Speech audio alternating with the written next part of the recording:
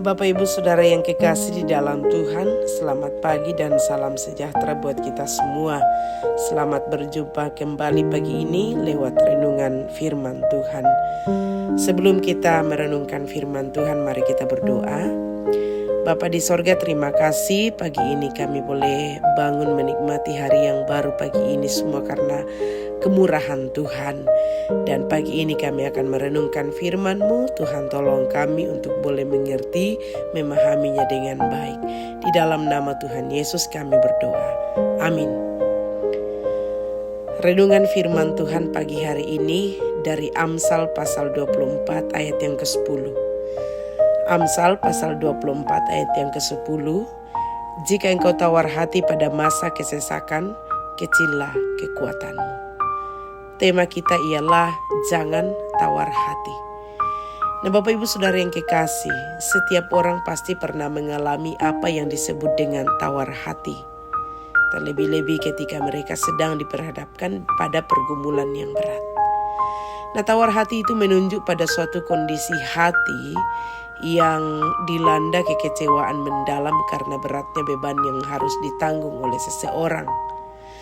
Nah, tawar hati inilah yang mengakibatkan seseorang menjadi lemah, kehilangan semangat, putus asa, pesimis, mengeluh, bersungut-sungut, bahkan ingin mundur secara teratur.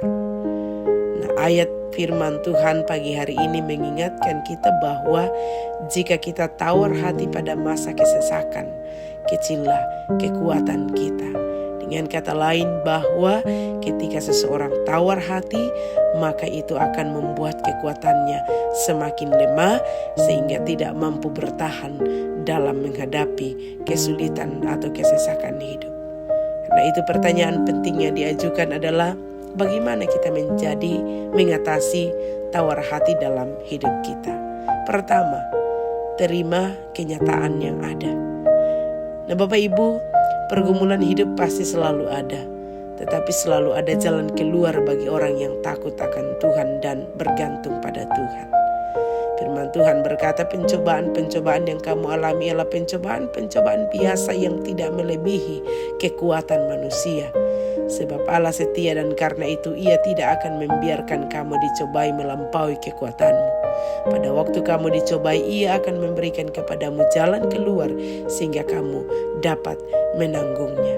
Karena itu, terimalah kenyataan hidup yang harus kita jalani, yang Tuhan izinkan untuk kita jalani. Kedua, hidup dalam iman yang teguh. Nah, ketika Yosua bersiap memasuki tanah Kanaan dalam Yosua pasal 1 ayat 9, bahwa ia menghadapi tantangan yang sangat besar. Dan firman Tuhan datang kepadanya, bahwa bukankah telah kuperintahkan kepadamu, kuatkan dan teguhkanlah hatimu, jangan kecut dan tawar hati, sebab Tuhan Allahmu menyertai engkau kemanapun engkau pergi. Yosua dibawa untuk tidak tawar hati karena ada Allah yang menyertai dia kemanapun ia pergi.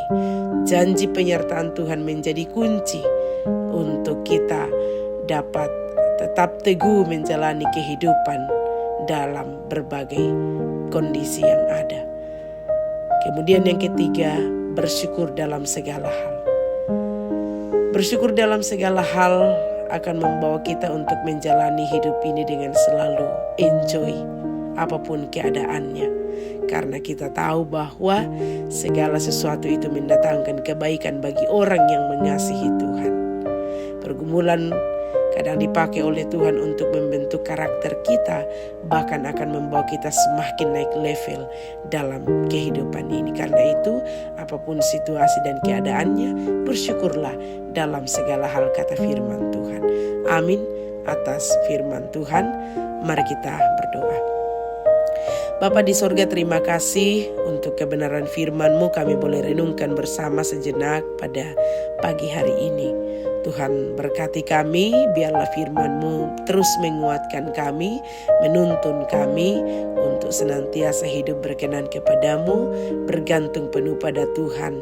Bahkan berkati kami khususnya hari ini, pelihara kami dalam menjalani sepanjang hari ini.